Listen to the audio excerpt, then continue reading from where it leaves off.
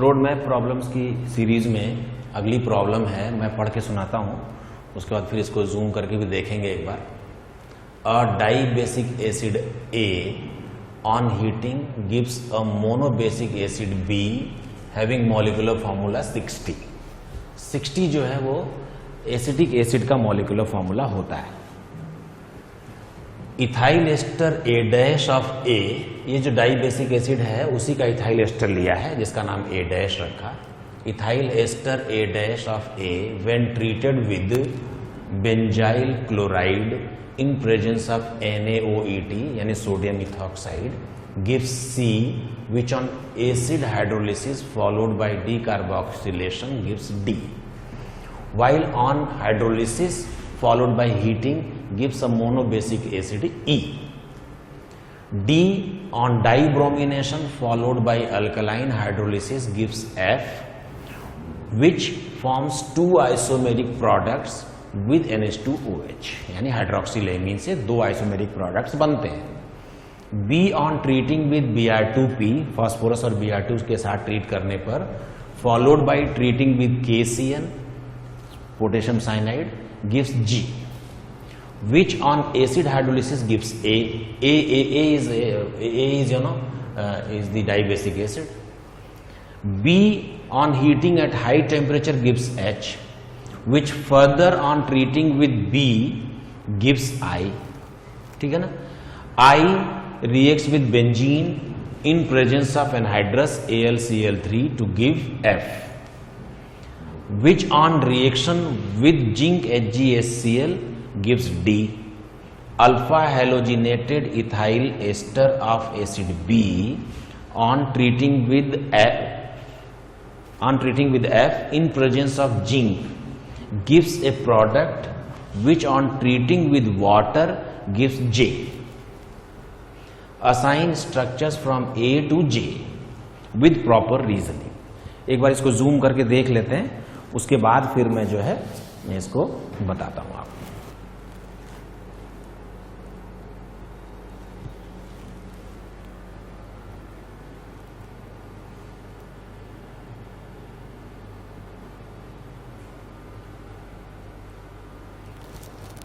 अब इस क्वेश्चन का सॉल्यूशन देखते हैं।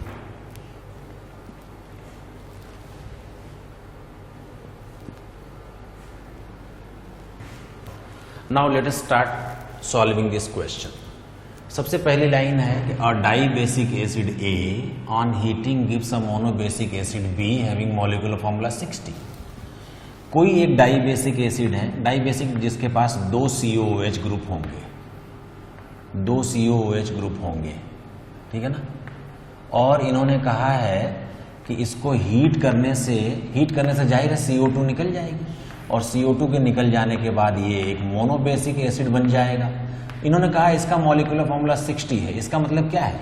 इसका मतलब ये जो कंपाउंड है वो एसिटिक एसिड है। अगर ये एसिटिक एसिड है तो इसका मतलब ये क्या है? इसका मतलब ये जो है ऐसे एक मेलोनिक एसिड है। तो हमें पता लग गया कि A is malonic acid and B is acetic acid. अब इन्होंने क्या कहा कि ये जो मेलोनिक एसिड A है उसका एक इथाइल एस्टर लिया है। Ethyl ester A dash of A when treated with benzyl chloride in presence of NaOET gives C। इसका इथाइल एस्टर लेता हूं, इसका इथाइल एस्टर हो जाएगा COOET और COOET, इसको इथाइल मेलोनेट बोल देंगे। अगर इसकी रिएक्शन हमने NaOET से करवाई तो पहले तो ये एक कार्बन आयन बन जाएगा क्योंकि ये एक एक्टिव मिथाइलिन ग्रुप है CH2। और फिर इसकी रिएक्शन इन्होंने करवाई है किससे? इसकी रिएक्शन करवाई है इन्होंने बेंजाइल क्लोराइड से। तो बेंजाइल क्लोराइड जो है, ये जो C माइनस है ये बेंजाइल क्लोराइड पर SN2 अटैक कर लेगा। तो ये एक SN2 अटैक है और SN2 अटैक के बाद ये बन जाएगा इस तरह से CH2PH और COOET। ठीक है ना। इसका नाम इन्होंने रखा है C। This is compound C। अब इन्होंने क्या कहा कि जो C है, एसिड हाइड्रोलिसिस करके अगर डी कार्बोक्सिलेशन करवाऊं इसका, यानी अगर इसकी एसिड हाइड्रोलिसिस करवाई जाए तो ये कंपाउंड बन जाएगा PHCH2 CH COOH और COOH। एसिड हाइड्रोलिसिस करवाई इसकी। फिर इन्होंने कहा कि हम इसका डी कार्बोक्सिलेशन करेंगे। अगर सोडा लाइम की प्रेजेंस में डी कार्बोक्सिलेशन करवाया जाए, सोडा लाइम की प्रेजेंस में डी कार्बोक्सिलेशन करवाया जाए तो दोनों CO2 निकल जाएंगे और तब बन जाएगा ये एक इथाइल बेंजीन। इन्होंने कहा ये जो कंपाउंड है, ये जो है डी कार्बोक्सिलेशन डी देता है, डी। और जबकि इसी कंपाउंड का ये जो D कार्बो C on acid hydrolysis followed by decarbonation gives D, while on hydrolysis followed by heating gives monobasic acid E। अगर इसको केवल हीटिंग कर दी जाए, हाइड्रोलिसिस करवा के केवल हीटिंग कर दी जाए C को इन्होंने कहा कि अगर हाइड्रोलिसिस करके सोडा लाइम से ट्रीट किया तो D मिल गया, और हाइड्रोलिसिस करके केवल हीटिंग कर दिया तो क्या होगा, तो एक CO2 निकल जाएगी। तो 1 मोल CO2 के निकलने के बाद ये एक मोनोबेसिक एसिड मिल जाएगा, जिसका नाम इन्होंने रखा है E। E आ चुका है हमारे पास, क्या क्या आ चुका है, A आ चुका है, B आ चुका है, C आ चुका है, D आ चुका है और E we already have solve. फिर उन्होंने कहा कि जो D है ऑन डाइब्रोमिनेशन फॉलोड बाय अल्कनाइन hydrolysis gives F, which forms 2 isomeric products with NH2OH। इन्होंने कहा D को हम डाइब्रोमिनेशन करवाएं। डाइब्रोमिनेशन हम Br2 और HNu की प्रेजेंस में, यानी सनलाइट की प्रेजेंस में करवाएंगे। तो डाइब्रोमिनेशन होगा इस कार्बन के ऊपर और हमें मिल जाएगा इस तरह से एक 2,2 डाइब्रोमो इथाइल बेंजीन टाइप का कंपाउंड, ठीक है ना। और इसकी अगर हम हाइड्रोलिसिस करवा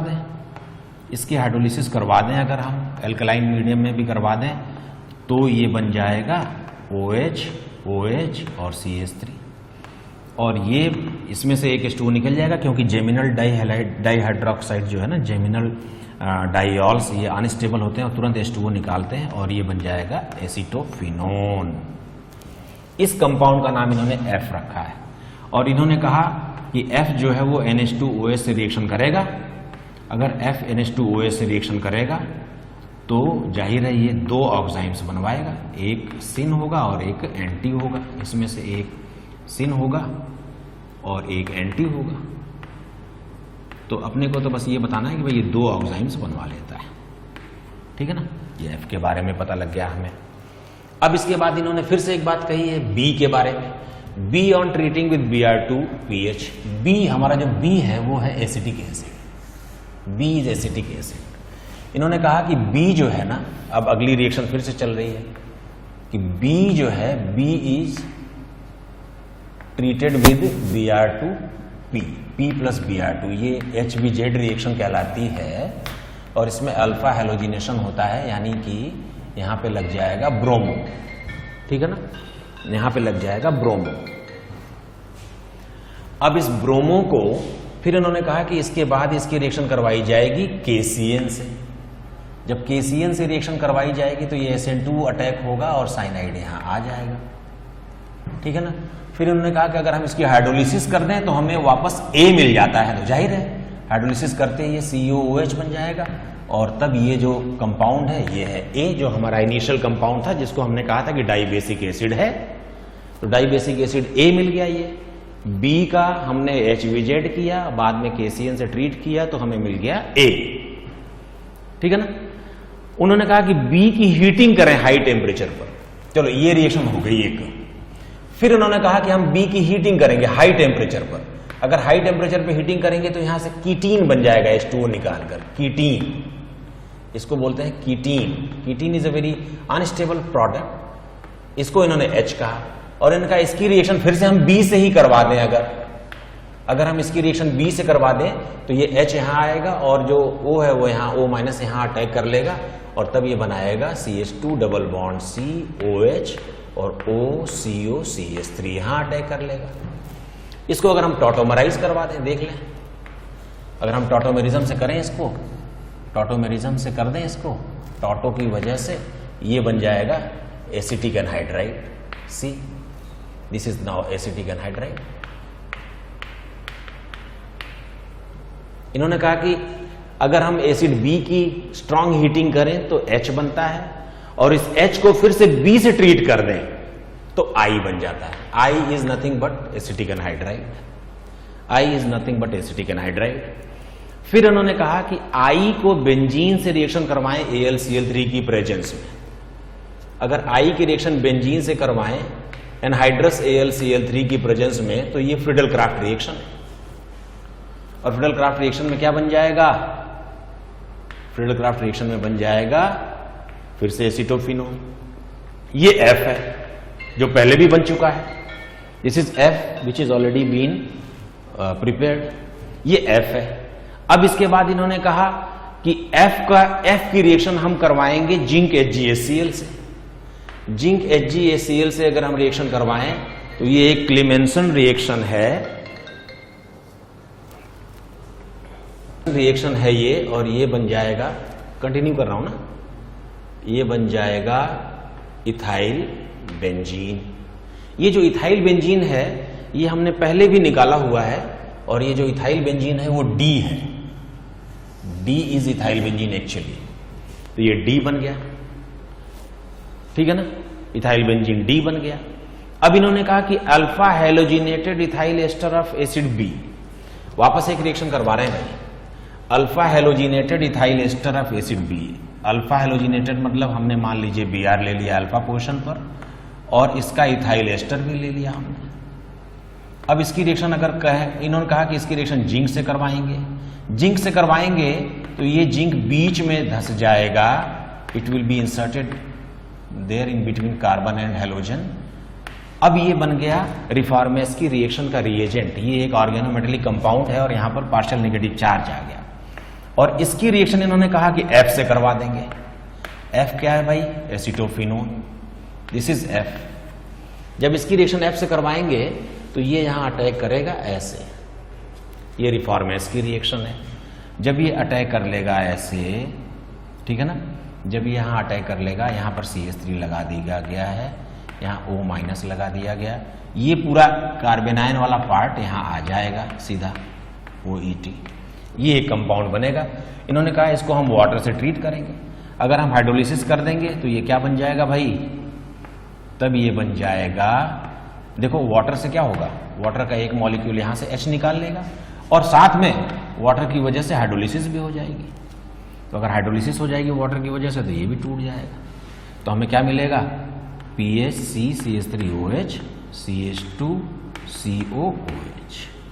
This compound is J, which is beta hydroxy ester, which is a beta hydroxy acid। एक बार फिर से देख लें, ये A है जो मेलोनिक एसिड है।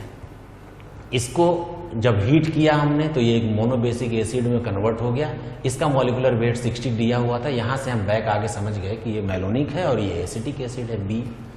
मेलोनिक एसिड का इन्होंने कहा इथाइल एस्टर लिया जाए, NaOH से ट्रीट करके PHCH2Cl से ट्रीट करें। अगर इथाइल एस्टर को बेस से ट्रीट करोगे कार्बेनाइन बन जाएगा। इस कार्बेनाइन का अटैक अगर आप बेंजाइल क्लोराइड पे कराओगे तो फिर ये यहाँ अटैक कर लेगा, SN2 अटैक है ये, इस तरह का एक प्रोडक्ट बन जाएगा। इसकी हाइड्रोलिसिस करवाई तो क्या बन गया? COOH। यहाँ पर दो तरीके के डीकार्बोक्सिलेशन है। केवल हीटिंग से भी डीकार्बोक्सिलेशन हो सकता है। डाइकार्बोक्सिलिक एसिड जो 1,1 डाइकार्बोक्सिलिक एसिड्स हैं वो केवल हीटिंग से CO2 निकाल देते हैं, या फिर सोडा लाइम से आप CO2 निकलवा सकते हो। सोडा लाइम अगर आपने ट्रीट किया तो सारे के सारे COH से CO2 निकल जाएगा और ये बन जाएगा इथाइल बेंजीन, जिसका नाम इन्होंने D रखा। और अगर आपने केवल हीटिंग से करा तो एक CO2 निकलेगी और ये बन जाएगा इस तरह का एक मोनोबेसिक एसिड, जिसका नाम E रखा। इथाइल बेंजीन जो हाइड्रोकार्बन है D, इसका डाइब्रोमिनेशन करवाया। डाइब्रोमिनेशन करवाने से डाइब्रोमो लग जाएगा। उसकी हाइड्रोलिसिस करवाई तो डाइऑल बन जाएगा, geminal diol. Geminal diol is unstable, वो H2O निकाल कर क्या बन जाएगा? कीटोन बन जाएगा। इसको F कहा उन्होंने। और ये जो F है उसके बारे में उन्होंने मेंशन किया कि NH2OH से रिएक्शन करने से दो प्रोडक्ट्स बनाता है, दो आइसोमर्स बन जाएंगे। अब वापस आते हैं, B को लेके आगे रिएक्शन करवाई गई। बी के लिए इन्होंने क्या कहा, बी के लिए इन्होंने कहा कि हम फास्फोरस और ब्रोमीन से रिएक्शन करवाएंगे जो कि HVZ रिएक्शन है, हेल-वोलार्ड जेलेंस्की, तो अल्फा ब्रोमो COOH बन गया। KCN से रिएक्शन करवाए, KCN से रिएक्शन करवाओगे ये SN2 रिएक्शन है, ठीक है ना, ये SN2 रिएक्शन हो जाएगी और SN2 रिएक्शन के बाद फिर से ये हाइड्रोलिसिस करने से फिर से ये वही वाला A बन गया जो मैलोनिक एसिड था, शुरुआती एसिड। उन्होंने कहा कि B को अगर हम हाई हीट कर दें तो एक कंपाउंड H बनता है, ये होगा कीटीन। कीटीन पर अगर हमने रिएक्शन करवाई फिर से B की रिएक्शन करवाई तो क्या बन गया, अल्टीमेटली टॉटोमेरिज्म के बाद क्या बन गया, एसिटिक एनहाइड्राइड, जिसको उन्होंने I कहा।